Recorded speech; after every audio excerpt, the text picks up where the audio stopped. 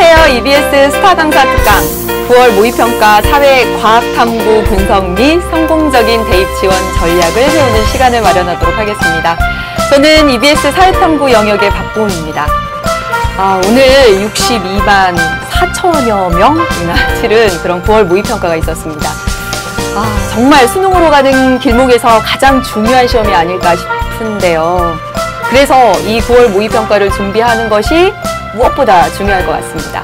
그래서 여기 탐구 영역 세 분 선생님과 저까지 이렇게 모였는데요. 함께 인사 나눌까요? 안녕하세요. 안녕하세요. 네, 여름방학이 끝나고 이제 수능 전 마지막 모의고사라고 할 수 있는 9월 모의평가가 오늘 치러졌습니다. 학생들은 방학 동안 내가 과연 잘 보냈나 반성도 되고, 그리고 이제 객관적인 점수가 나오니까요. 자신의 실력을 파악할 수 있는 기회였던 것 같습니다.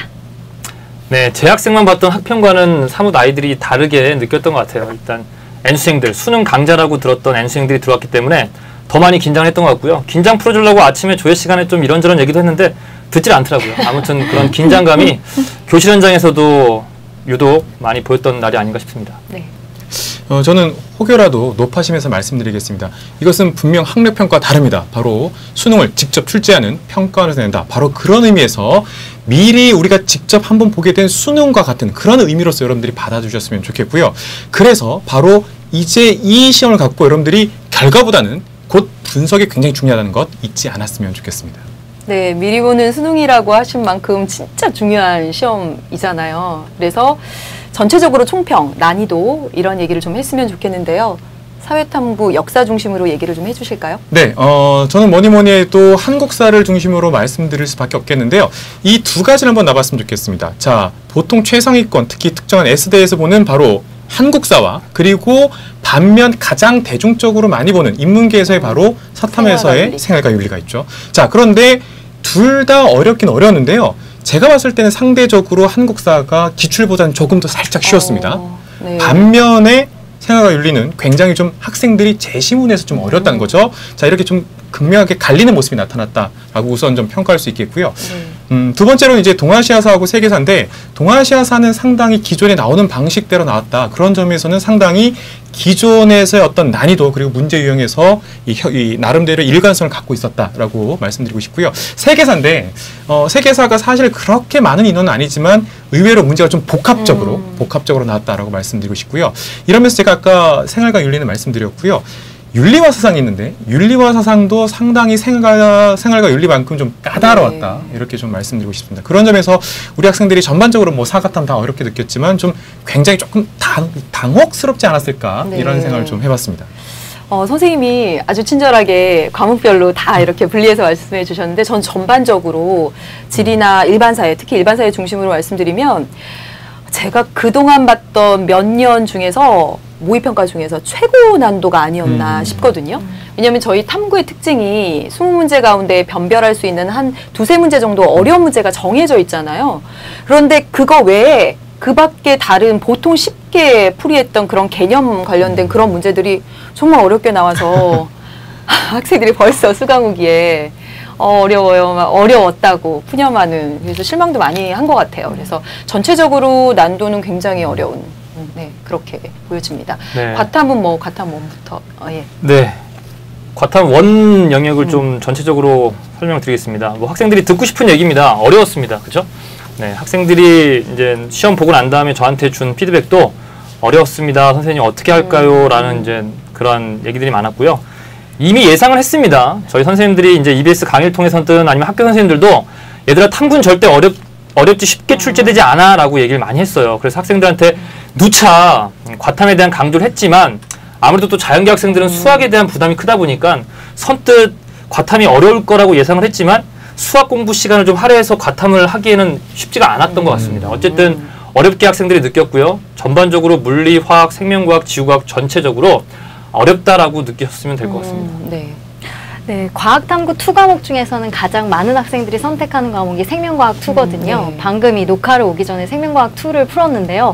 마지막 20번 문제를 교사인 저도 정말 네. 시간이 오래 걸릴 정도로 상당히 난이도 높게 나왔더라고요. 아마 학생들은 손도 못 댄 학생들이 많았을 것 같아요. 그 정도로 좀 난이도 높게 출제되었고요.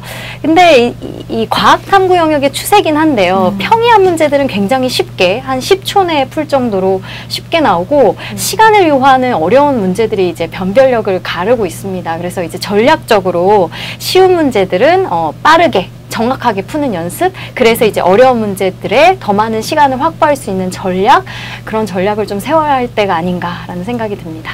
공통적으로 거의 대부분 어려웠으니까 정말 나만 어려운 게 아니었잖아요. 나만 실수하고 나만 못 본 게 아니었으니까 실망하지 않았으면 좋겠다는 생각이 들면서 또 참 섭섭한 것이 저희 탐구끼리 모였으니까 말하는 건데 진짜 탐구 소홀히 하고 탐구는 만만하게 본 학생들이 많았는데 이제 남은 2달의 시간이 있으니까 오히려 이 기회에 탐구를 좀 더 몰두해서 열심히 할 수 있는 계기가 되었으면 좋겠다는 생각이 들고요.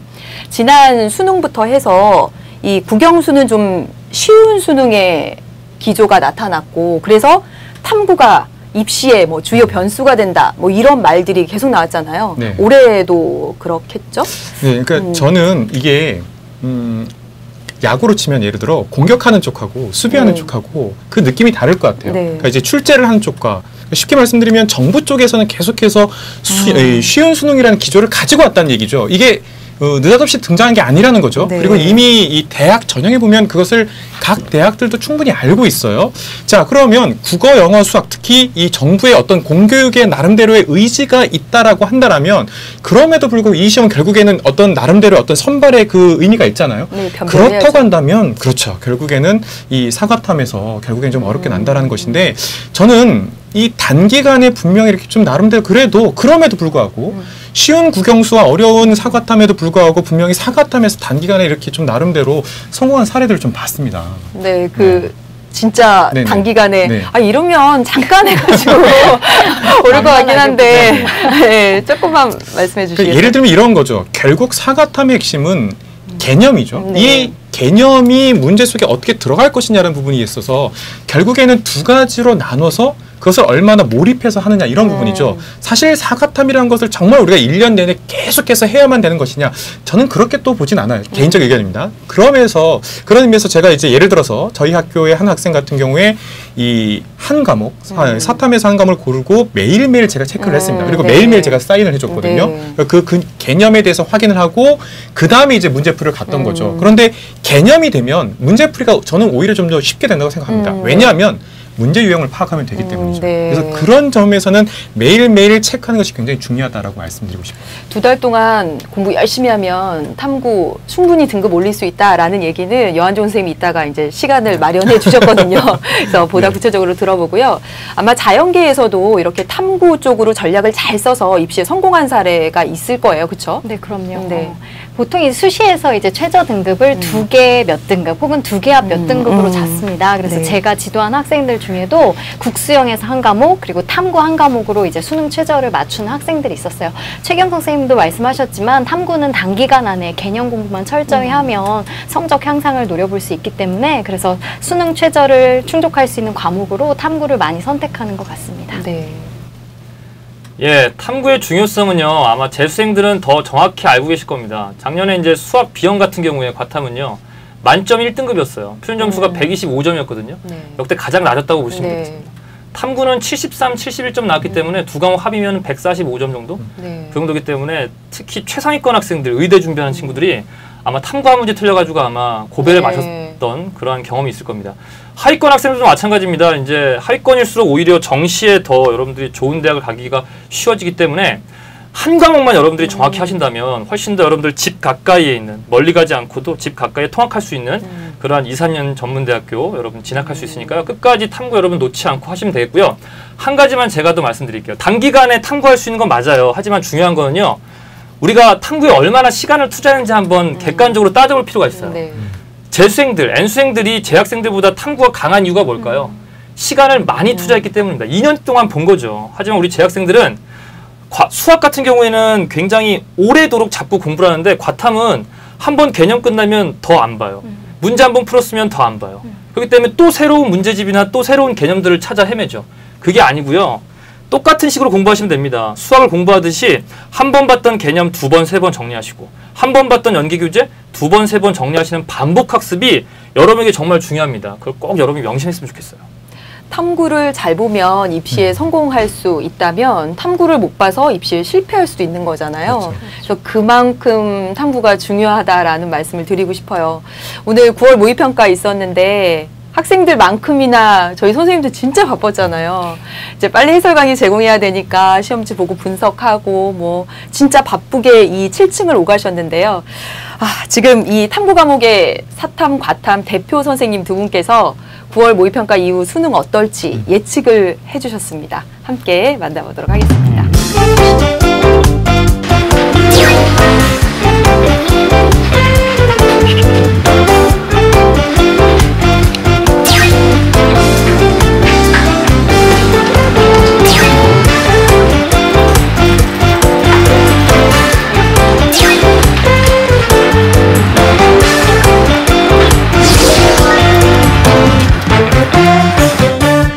자, 여러분들은 시험을 본 다음에 못 봤어 하고 휙 이런 문제를 버리시나요? 절대 그러시면 안 됩니다. 저는요 정말 이런 그 9월 모평, 6월 모평의 문제를 보면요 저는 이건 보물이다라는 생각을 합니다. 역시 마찬가지로 이번 9월 모평에서도 이 시험이 나왔을 때요 저는 문제를 푸는 것도 푸는 것이지만 그 문제를 분석하는데 제 모든 심혈을 다 기울였습니다. 그리고 나온 결론, 그게 바로 수능의 답이라는 것이죠.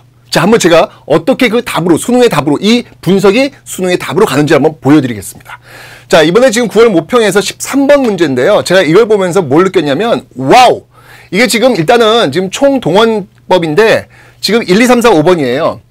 아직까지 수능에서는요, 단 한 번도 이런 문제가 나오질 않았어요. 무슨 말이냐면, 기본적으로 지금 1번, 2번, 3번, 4번, 5번 이제까지 수능에서는요. 이 모든 것들을 전부 다 30년대 이후 선지로 다 한 덩어리로 묶었단 말이죠. 그런데 깜짝 놀랐어요. 이번 9월 모평을 분석하면서 이제까지 한 번도 보지 못했던 그런 패턴, 그런 유형이 여기에 나왔던 겁니다. 어떤 거냐고요? 1번, 2번, 3번, 4번은 한 덩어리로 역시 묶었는데 여기 5번, 옛날엔 같이 묶었는데 5번 한국식민의 서사가 이게 37년도고요. 1번, 2번, 3번, 4번은 38년 이후거든요. 뭐죠? 30년대 이후 한 덩어리를 묶었던 것을 또 쪼개는 모습을 보이고 있는 것이죠. 이런 걸 보면서 뭘 느꼈느냐? 이제까지 여러분들 일제강점기 정책은요. 수능에서 가장 쉽게 나오는 문제였습니다. 하나도 어렵지 않은 문제였다는 얘기죠. 그런데 시그널을 보낸 거예요. 시그널. 신호를 보내는 거예요. 여러분들한테 보낸 거야. 이걸 읽을 수 있어야 되는 거야. 그냥 문제 보고 틀렸어 어떻게 이게 아니라 이걸 통해 가지고 여러분들이 그 시그널을 읽을 수 있어야 되는 것이죠. 어떤 시그널이다? 이제 30년대 이후 정책 이제까지 쉬웠지.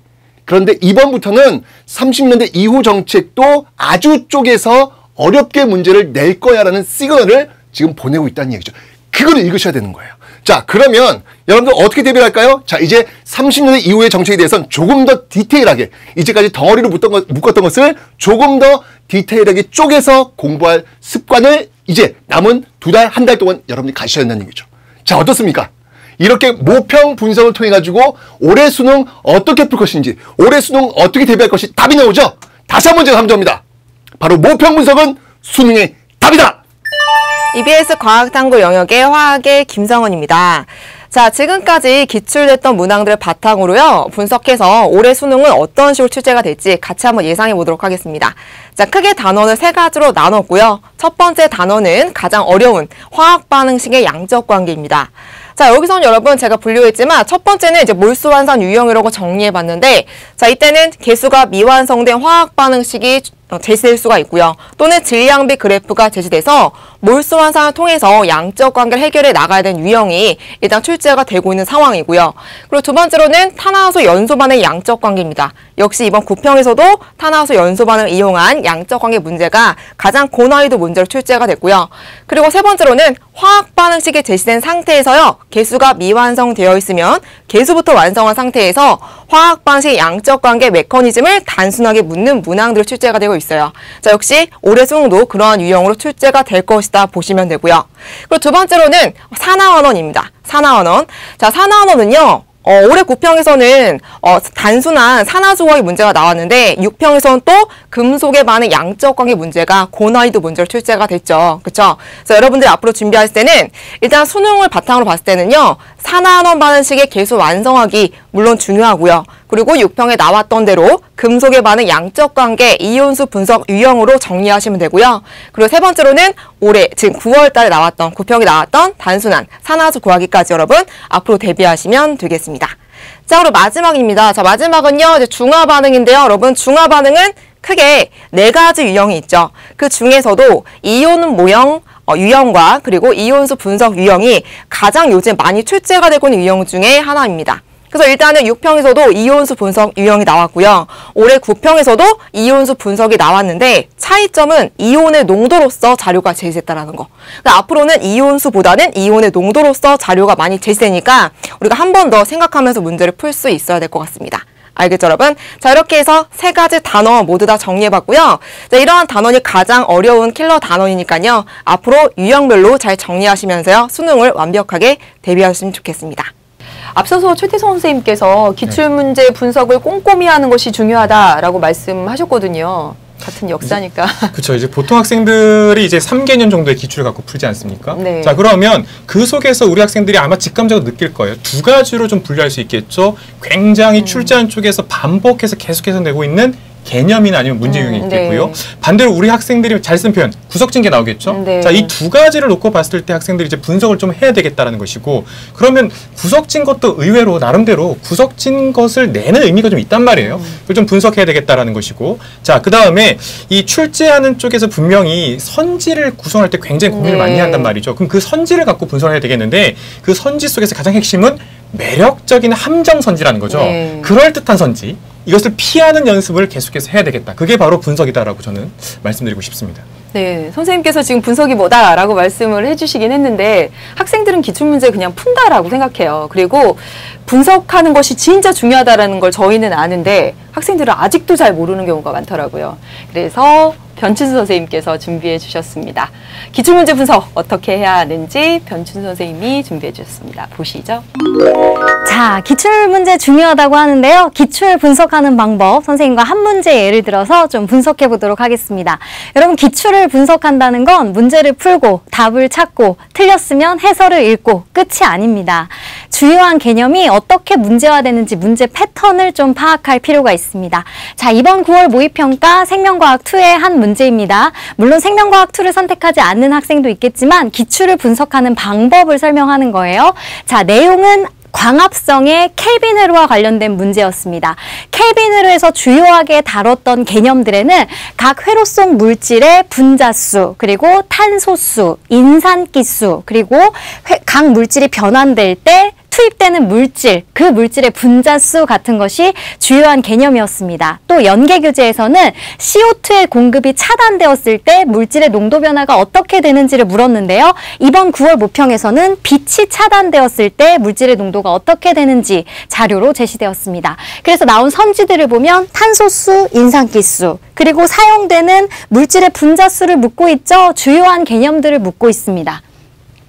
자, 이 켈빈 회로와 관련된 내용들은요, 여러분 이미 봤던 그 6월 모의평가에서도 등장하고 있고요. 연계교재인 수능특강과 수능완성에서도 나오고 있습니다. 만약에 이번 9월 모평에서 이 문제를 틀렸다라고 하면 아직 켈빈 회로에 대한 개념학습이 제대로 되어 있지 않은 거예요. 그러니까 다시 처음으로 돌아가서 각 회로를 꼼꼼하게, 각 회로의 각 부분을 꼼꼼하게 공부할 필요가 있습니다. 그리고 이전에 기출되었던 문제에서 어떤 선지들이 나왔는지, 자주 나오는 선지들을 파악할 필요가 있어요. 여러분, 수능에서요, 낯선 유형의 문제는 분명히 나올 거예요. 그런데 여러분이 한 번도 들어보지 못한 낯선 개념을 묻는 문제는 나오지 않을 겁니다. 이 말은 무슨 말이냐면 이번 9월 모평을 통해서 여러분이 취약한 부분을 파악하고 그 부분의 개념 공부부터 다시 처음으로 돌아가서 개념 공부에 신경을 써야 되는 시기다라는 말이 됩니다. 여러분, 개념 공부 놓치지 말기 바랍니다. 변춘수 선생님께서 지금 막 나온 따끈따끈한 기출문제로 설명을 해주셨는데 저희 탐구는 정말 개념하고 기출 많이 강조하잖아요. 기출 중요성 나오면 뭐 저요 하면서 저희 다 얘기하는데 선생님도 예. 네. 뭐 탐구의 중요성 그리고 기출의 중요성은 다 알고 계실 텐데요.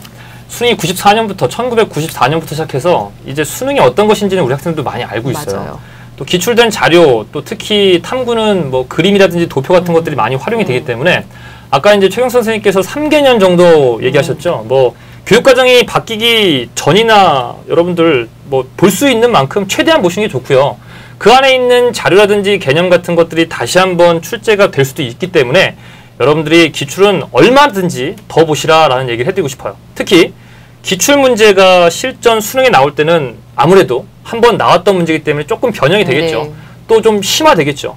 그런 것들을 대비하는 방법은 여러분들이 또 분석하시는 겁니다. 그럼 분석은 역시 이제 선생님들의 도움이 좀 필요할 것 같고요.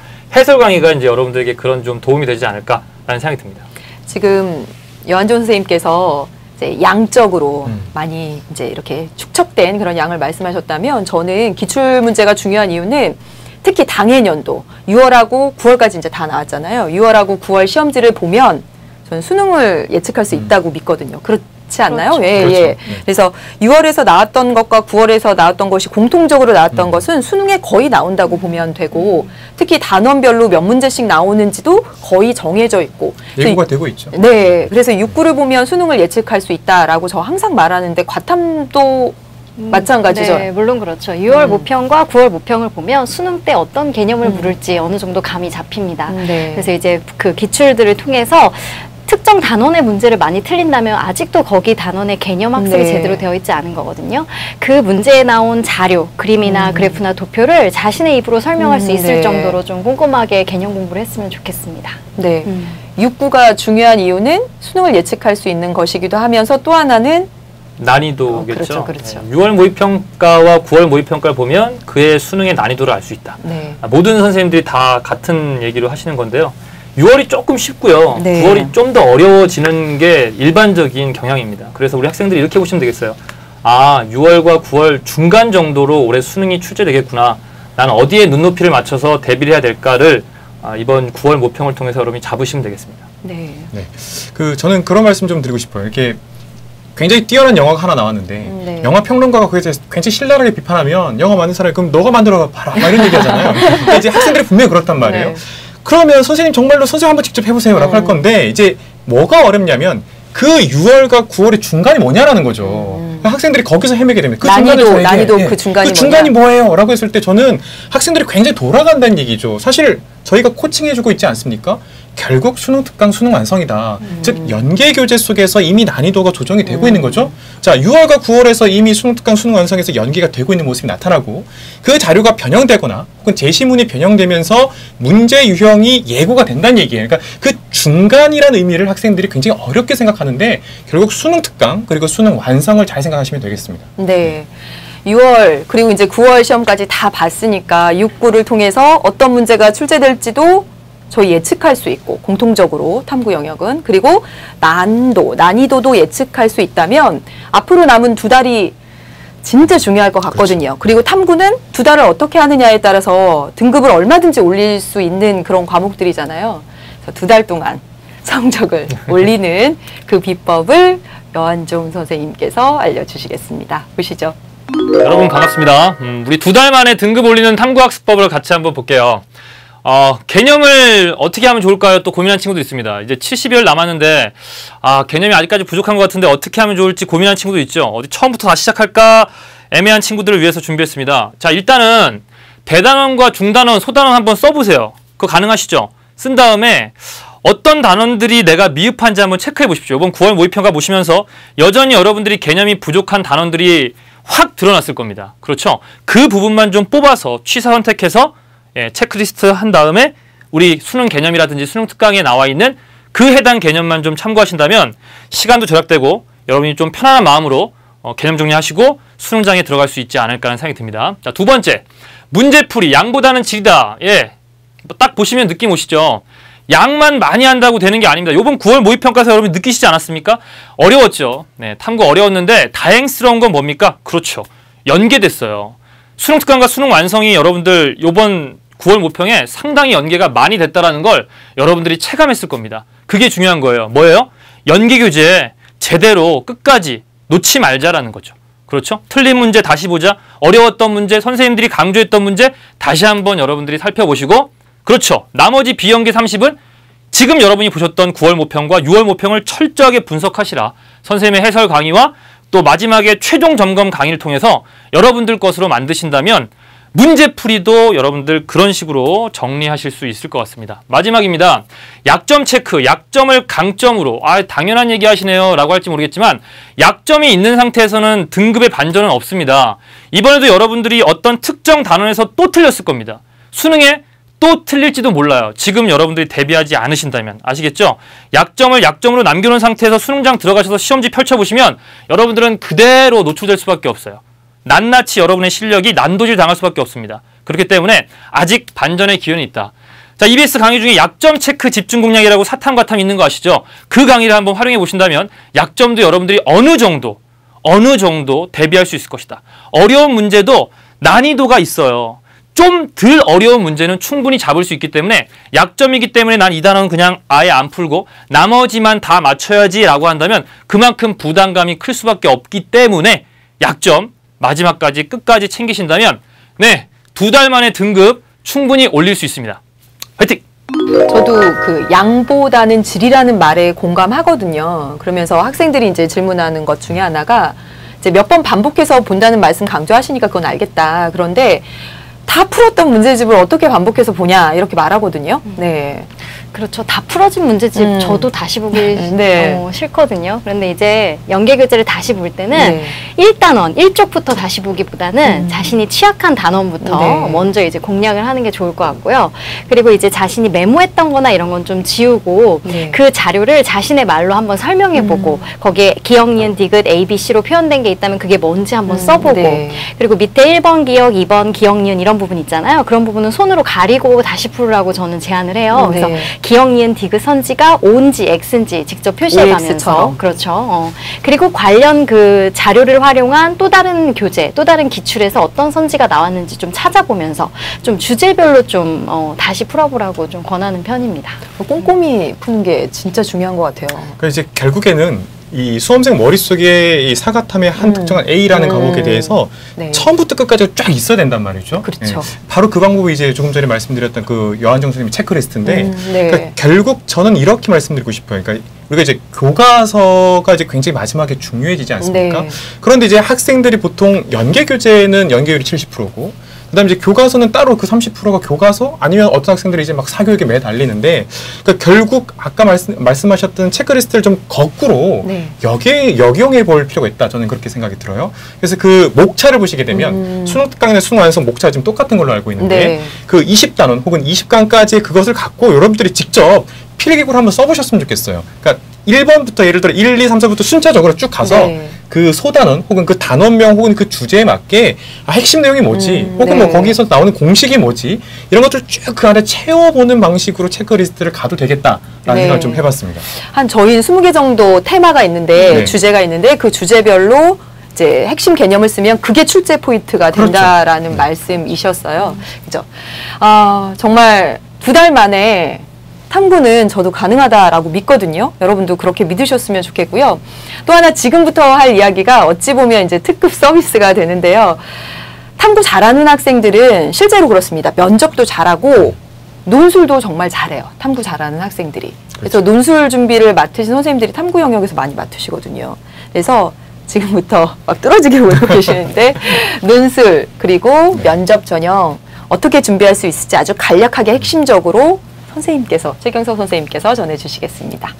수시 6회 카드를 여러분들이 좀 더 확실한 방향으로 그리고 좀 더 높여서 쓸 수 있는 2가지 방법에 대해서 한번 접근해 보도록 하겠습니다. 첫 번째는 논술, 두 번째는 면접입니다. 특히 이 면접 속에는 학생부 종합전형에서의 2단계 면접 혹은 학생부 교과전형에서의 면접 2가지 아우르는 여러분들에게 핵심을 던져드리려고 하는데요. 자, 첫 번째 먼저 논술입니다. 논술은 여기 보다시피 3가지입니다. 논술에 대해서 여러분들이 접근할 때 기본적으로 사회탐구와 유사한 방법으로 갈 수 있습니다. 논술이 별개 영역이 아니라는 것이죠. 기본적으로 제시문을 비교하고 나누고 그 속에서의 핵심을 먼저 분석해야지만 곧 그 다음에 문제가 요구하는 것을 쓸 수 있게 됩니다. 따라서 여러분들이 사회탐구에서 나오는 제시문보다 조금 더 길 뿐이다. 좀 더 많을 뿐이다. 그러나 접근하는 방법은 똑같다라고 생각해 줬으면 좋겠고요. 자, 두 번째로 한번 넘어가 볼까요? EBS 논술 강의입니다. 정말 논술은 계속해서 광풍이라는 말이 나올 정도로 굉장히 많은 학생들이 노리는데 정말로 많은 학생들이 논술에 대해서 철저하게 토대가 기본 베이스가 잘 되는지 굉장히 저는 많은 의심을 그리고 의구심을 갖고 있습니다.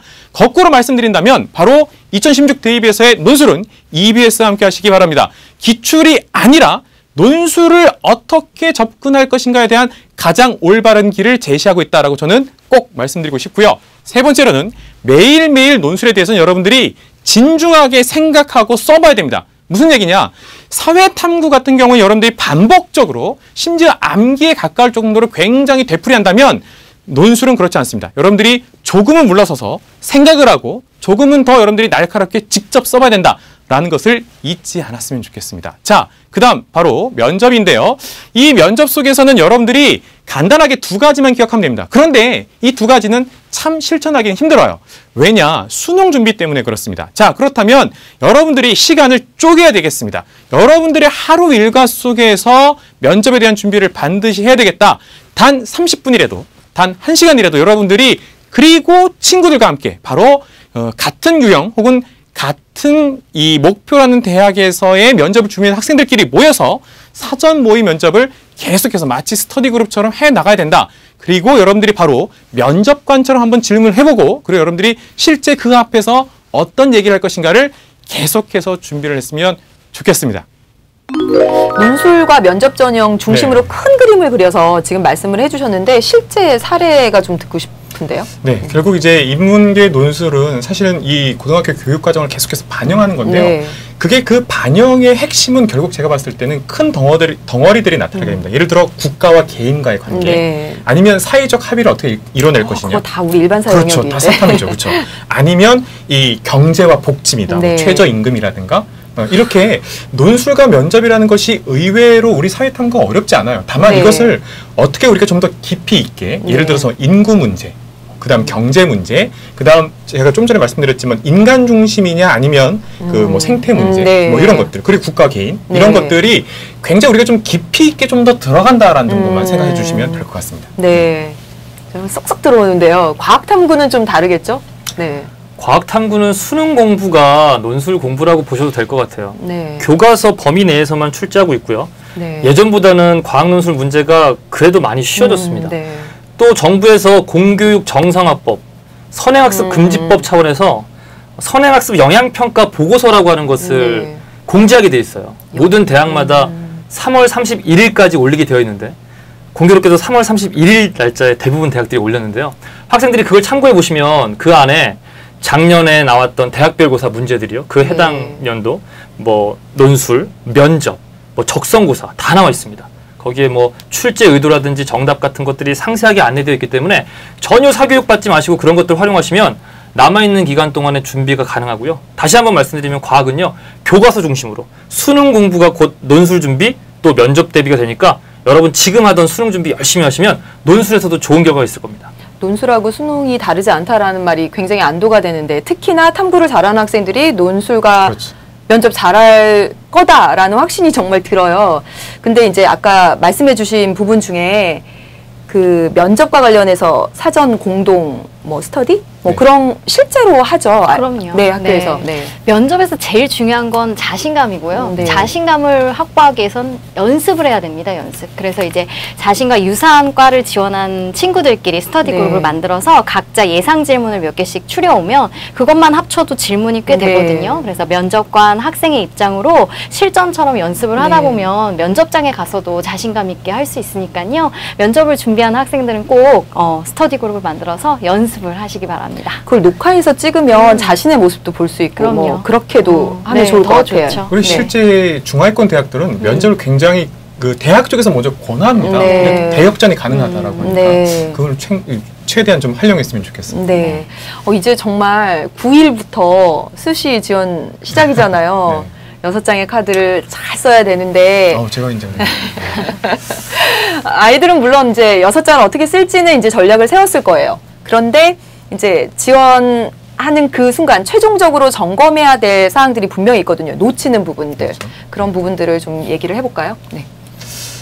저는 먼저 이 고3 학생들, 그러니까 일반계 고등학교에서 좀 평범한 학생들이 의외로 굉장히 중복해서 뭉치는 경우가 있습니다. 네. 그러니까 이제 그게 좋을 수도 있고 나쁠 수도 있는데, 그러니까 어떻게 보면은 한 학교에서의 어떤 데이터랄까, 네. 아니면 그 학교에서의 좀 가까운 곳, 지리적으로 뭐 네. 거리를 좀 많이 따지기도 하고. 맞아요. 그쵸. 저희 학교는 인근. 네, 바로 그 부분. 네, 네. 부터. 그러다 보니까 의외로 이게 좀 돌고 도는 듯한, 혹은 저는 좀 중복과잉이라 말씀드리고 네. 싶은데, 좀 학생들이 좀 이제 어른이 된다, 혹은 대학으로 이제 자기의 어떤 진로를 좀 펼쳐본다 한다면 좀 도전적이었으면 좋겠어요. 네. 그런데 그 안에서만 맴돌다 보니까 오히려 제 살 깎아먹는 그런 모습들이 좀 나타난다. 따라서 학생들이 좀 더 많은 선택을 갖고 갔으면 좋겠고요. 그럼 당연히 이 질문이 되돌아오겠죠. 네. 그 선택의 핵심은 무엇이냐라는 것이죠. 저는 학과라고 봅니다. 네. 그리고 그 학과에 맞춰서 학생들이 좀 더 넓게 봤으면 좋겠다라는 것이고요. 자, 그럼 이제 학과가 됐을 때 문제는 그 학과에 맞는 대학들이 의외로 굉장히 다양한 전형들을 갖고 있어요. 네. 수능 체제가 있는 경우도 있고 없는 경우도 있고, 그다음 그 수시에서도 한 대학의 한 학과에 대해서 전형을 달리했을 때 무조건 또 여섯 개가 다 되는 건 아닙니다. 네. 예를 들어 뭐 4개인 경우도 있겠고 최대 몇 회까지 이런 부분이 있거든요. 네. 그러니까 그런 전형들을 좀 꼼꼼하게 살펴볼 때가 됐다라고 저는 네. 생각이 듭니다. 학교별로 편향된 정보를 가지고 있다 보니까 그렇죠. 학생들의 네. 지원이 우르르 되는 것 같아요. 그래서 학생들 스스로 찾아보려는 그 노력이 더 필요할 것 같고요. 또 그렇죠. 있겠죠? 네.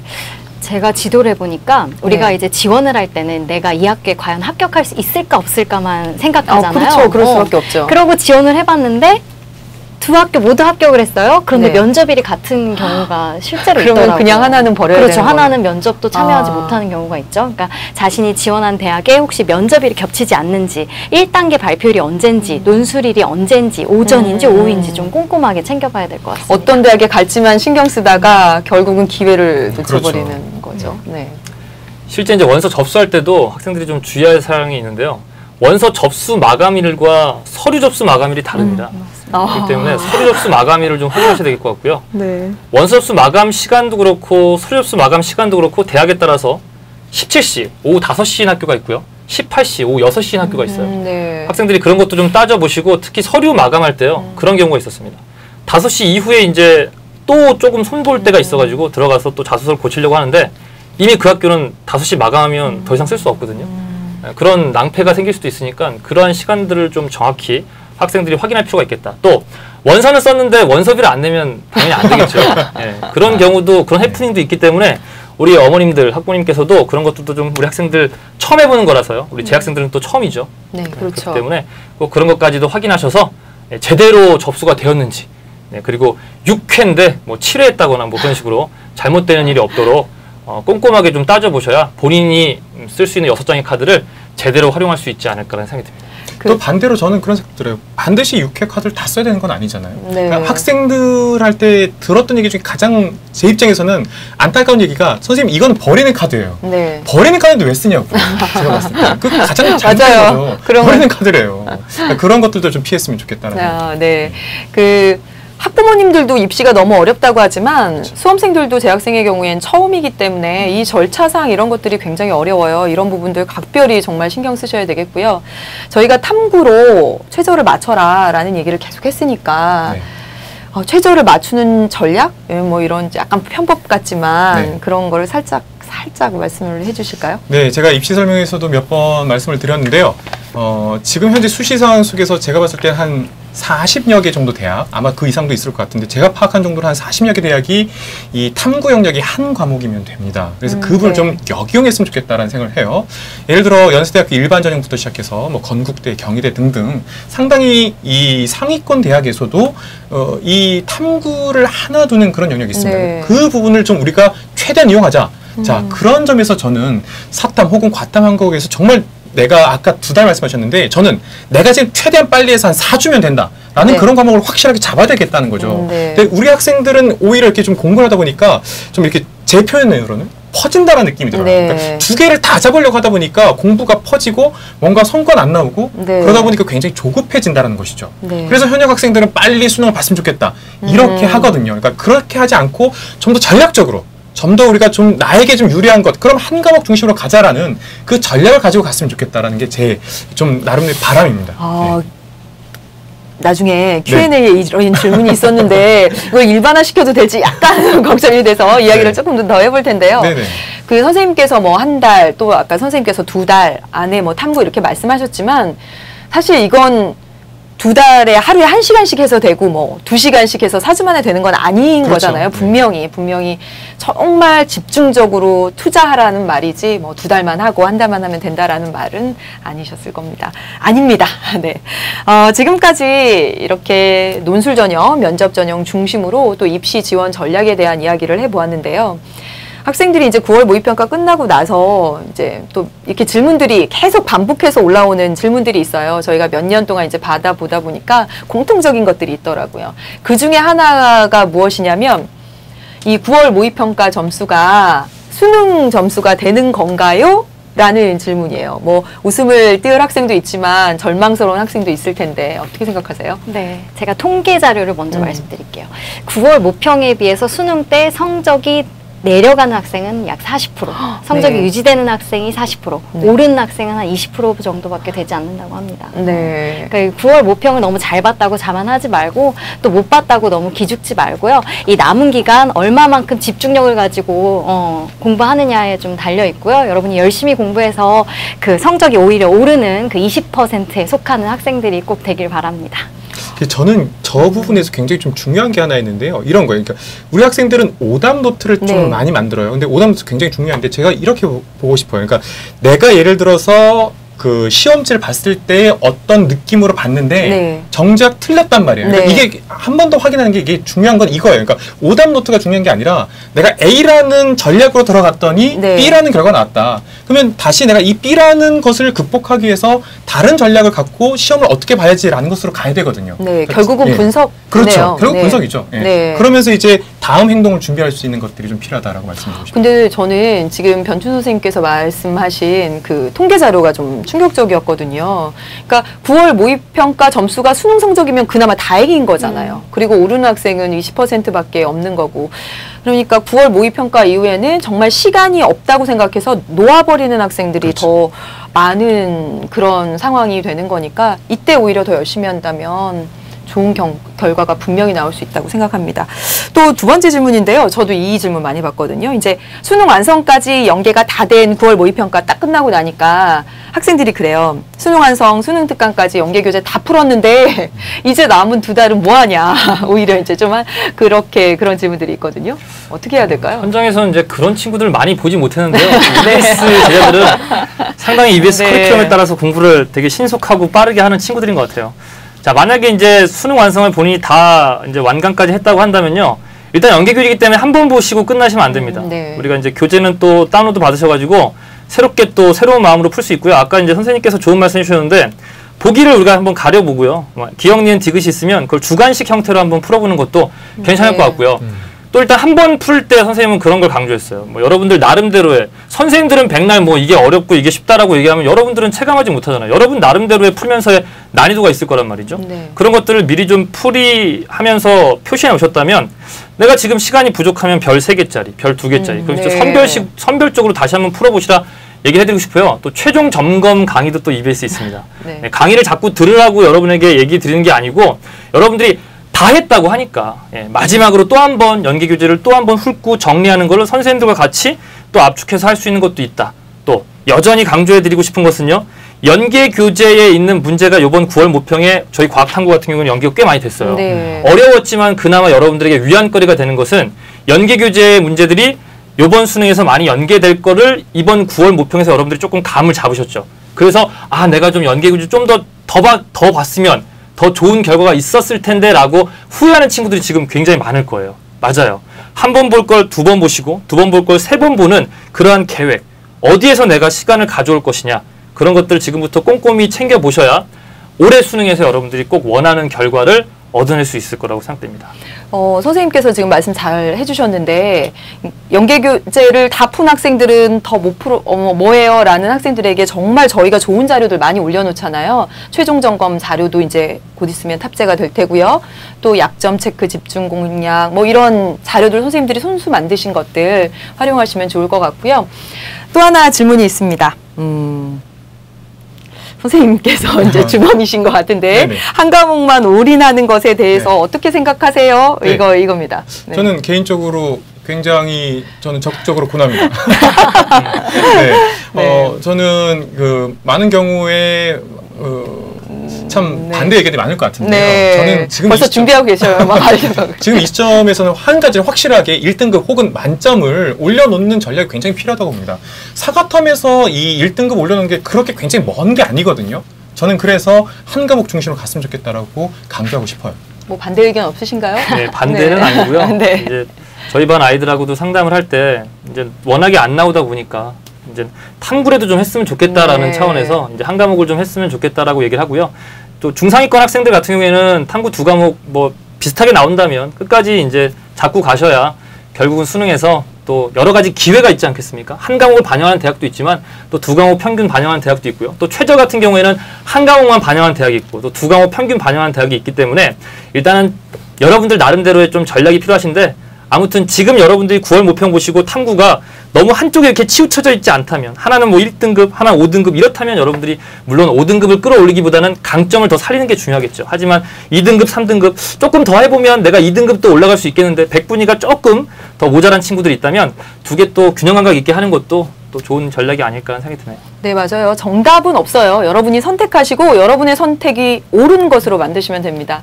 이제 거의 마칠 시간이 됐는데요. 이제 1시간 쭉 이어왔습니다. 마지막으로 짧게 학생들에게 응원의 멘트 한마디씩 해주시죠. 네, 우리가 모의고사를 보고 나면 빨리 떨쳐내라라고 하지만 아마 9월 모평은 떨쳐내기 힘들 겁니다. 그렇지만 빨리 떨쳐내고 일상으로 돌아오시기 바랍니다. 서두르지 말고 그렇다고 쉬지도 말고 최고의 집중력으로 남은 시간 공부하시기 바랍니다. 네, 저도 이맘때 그랬던 것 같은데 나에게 시간이 좀 더 있었으면 100일만 한 50일만 더 있었으면 난 뭔가 좀 변화를 이룰 수 있겠다라고 생각하시는 친구들이 있을 거예요. 과거로 우리가 돌아갈 수는 없습니다. 하지만 우리가 미래를 다시 새롭게 쓸 수는 있어요. 남아있는 시간 동안 우리가 과거로 돌아갈 수는 없지만 우리의 마지막을 엔딩을 새롭게 만들 수는 있습니다. 우리의 마지막이 새드 엔딩일지 해피 엔딩일지 그건 여러분의 몫이기 때문에 조금만 더 집중하셔서 끝까지 한번 해보자고요. 네, 저는 짧게 말씀드리겠습니다. 승부를 거시기 바랍니다. 그리고 여러분 옆에는 EBS가 있습니다. 이렇게 멋있는 멘트를 하시다니. 어쩌면 지금부터 11월까지가 골든타임일 수 있습니다. 내신 준비에서 이제 벗어났으니까 더더욱 수능에 올인할 수 있을 때입니다. 많은 다른 친구들이 나 합격했다, 불합격했다 이런 것에 연연할 때 여러분 흔들리지 마시고 지금껏 해왔던 것보다 어쩌면 조금 더 힘내서 열심히 하시길 바라겠습니다. 여기 선생님들이 여러분과 늘 함께 하겠습니다. 지금까지 시청해주신 여러분 감사합니다.